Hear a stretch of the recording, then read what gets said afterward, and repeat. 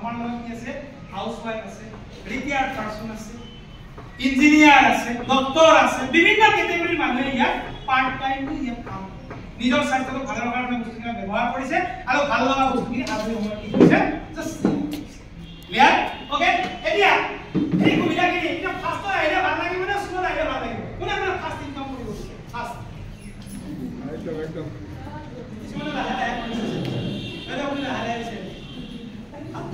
বেয়া লাগিছে নে মোৰ কথাবিলাক বেয়া লাগিছে নি